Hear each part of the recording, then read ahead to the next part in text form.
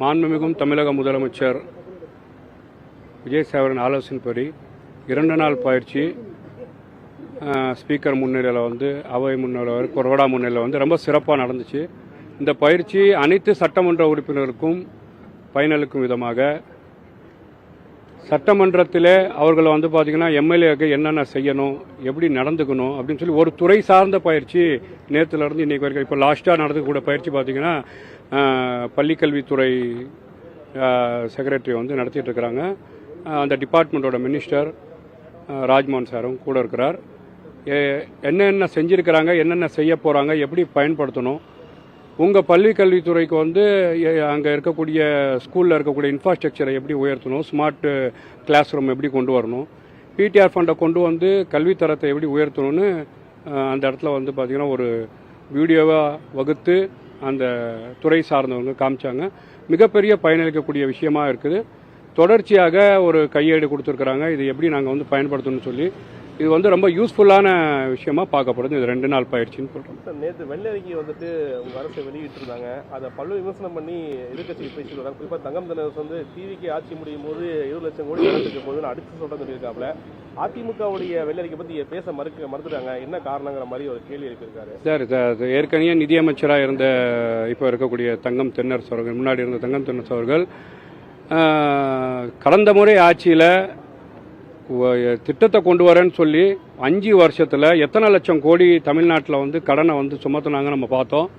தனிநபர் மேலே நேற்று ரொம்ப அழகாக மாண்புமிகு முதலமைச்சர் அவர்கள் அறிவித்தபடி நிதித்துறை மந்திரி ஒரு வெள்ளை அறிக்கையை ரொம்ப டீட்டெயிலாக தமிழ்நாடு ஒரு ஃபண்டில் எந்த மாதிரி அகல பாதாளத்தில் இருக்கிறோம், 100 ரூபா வந்தால் அதில் 145 ரூபா செலவு இருக்குது, வருவாய் இல்லை. அப்போ கடந்த முறை ஆண்ட ஆட்சியாளர்கள் அந்த வருவாயை உயர்த்துவதற்காக எந்த ஒரு நல்ல திட்டங்களையும் நல்ல ஒரு முயற்சியும் செய்யலை.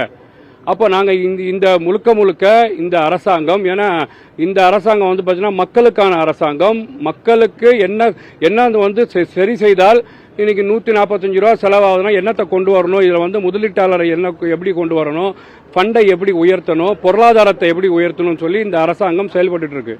நீங்கள் கடந்த முறை மக்கள் திட்டம் சொல்லி இவ்வளோ கோடியை நீங்கள் கடனாக வைத்து என்ன மக்கள் திட்டத்தை செஞ்சீங்க? மக்கள் திட்டத்துக்காகவே கொள்ளடிக்கக்கூடிய அரசாங்கமாக கடந்த முறை ஆட்சியாளர்கள் திமுக அரசாங்கம் இருந்தது. ஏன்னா ஏற்கனவே KN நேரு போன்றவர்கள் மீதெல்லாம் எஃப்ஐஆர் பதிவு செய்யப்பட்டிருக்கு. எந்தெந்த துறையில் எவ்வளோ ஊழல் நடந்திருக்கு அப்படின்னு நாட்டு மக்களுக்கு வெளிப்படையாக தெரியும். அப்போது இப்போ இருக்கக்கூடிய மரியாதைக்குரிய மாண்புமிகு முதலமைச்சரின் அரசாங்கம் கரப்ஷன் இல்லாமல், கமிஷன் இல்லாமல், எந்த ஒரு கையூட்டலும் இல்லாமல் ஒரு தூய்மை அரசாங்கத்தை தந்து இந்த தமிழ்நாட்டில் இருக்கக்கூடிய நிதி சுமையை நீக்குவதற்கு என்ன மேலோங்கி செல்ல வேண்டுமோ அதுக்கு துறையான சார்ந்த எல்லா விஷயத்திலையும் செஞ்சுருவாங்கன்னு சொல்லி ரொம்ப டீட்டெயில்டாக அறிக்கை கொடுத்துருக்குறாங்க. இந்த நிதி சுமையிலையும் நீங்கள் இன்னைக்கு தமிழ்நாட்டு மக்களுக்கு என்ன தேவைகளோ அந்த தேவைகளை பூர்வமாக நிறைவேற்றி கொண்டிருக்கின்ற ஒரு நல்லாட்சியாக இந்த அரசாங்கம். நான் கேட்குறேன், நீங்கள் ஆட்சி முடிகிறதுக்குள்ள 20 லட்சம் கோடி போயிடுச்சுன்னு சொன்னால் நீங்கள் 10 லட்சம் கோடி கடன் வாங்கினா இல்லையா? ஒரு நபர் மேலே எவ்வளோ லட்சம் கடன் ஆயிருக்குன்னு சொல்லி பார்க்குறோம்.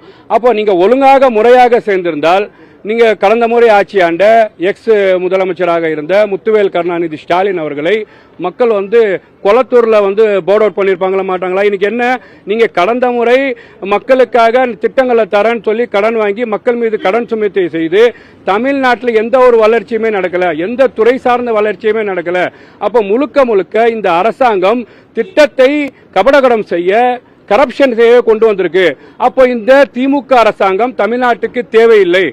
குறிப்பாக எக்ஸ் முதலமைச்சர் அவர்களை கொளத்தூர இந்த மக்கள் தோற்கடிச்சிருக்காங்க. அப்போ இந்த மக்களுக்கு திமுக அரசாங்கம் மீது ஒரு நம்பிக்கையே இல்லை.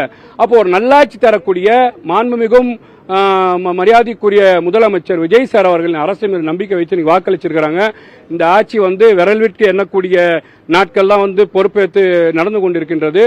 வரும் நாட்களில் இந்த பல முதலீட்டாளர்களை உள்ள கொண்டு இப்போ இருக்கக்கூடிய நிதி சுமையை முறையாக சரிப்படுத்தக்கூடிய முயற்சியை இந்த அரசாங்கம் ஈடுபடும் என்று மக்கள் நம்பியிருக்கிறாங்கன்னு பார்க்குறேன். வக்ஃபு வாரிய முறைகேடு தொடர்பாகவும் முஸ்லிம்களுடைய நிலங்களை மீட்டெடுப்பதற்காக 1 மாத காலம் அவகாசம் கொடுக்கிறோம். அது அது இல்லைன்னா முஸ்லீம்களை மிரட்டி போராட்டம் நடத்துவோம் அப்படின்னு சொல்லிட்டு தேசிய தலைவர் வேலூர் இப்ராஹிம் தெரிவிச்சிருக்காரு. இது சம்பந்தமா தலைமைச் செயலகத்தில் சமர்ப்பிச்சிருக்காங்க அறிக்கை. இதற்கு முன்பாகவே இதுல நிலைப்பாடு என்ன சார்? தமிழக அரசாங்கத்தோட நிலைப்பாடு வக்ஃபு சொத்தை யார் யாரெல்லாம் கையகப்படுத்தியிருக்காங்களோ முறையாக அவங்கள்ட்ட வந்து மீட்டெடுக்க வேண்டும். எப்படின்னாக்க இது கடந்த நீங்கள் பேசக்கூடியவர்கள் வந்து வக்ஃபு சொத்தில் என்னென்ன மீட்டெடுத்து கொடுத்துருக்குறாங்க, வக்ஃபு சொத்தை வந்து எந்த யார் கட்டுப்பாட்டில் இருக்கு? இப்போ கடந்த முறை ஆட்சியாளராக இருந்த திமுக அரசாங்கம் யாரெல்லாம் வக்ஃபு சொத்தை வந்து கையகப்படுத்தி இருக்கிறார்களோ அதில் மீட்டெடுப்பேன். நாங்கள் அதில் வந்து ஒரு 0.5% ஆச்சு மீட்டெடுத்தாங்களா? மிகவும் விஜய் சாரின் அரசாங்கம் வக்ஃபு சொத்தை முறையாக கூடிய விரைவில் மீட்டெடுத்து அந்த துறையை சார்ந்தவர்களுக்கு ஒப்படைக்கப்படும் ரொம்ப தெளிவான தேர்தல் வாக்குறுதிகள் இருக்கும். அதுக்கான செயல்பாடு முழுமையாக நடக்கும்னு நான் சொல்றேன்.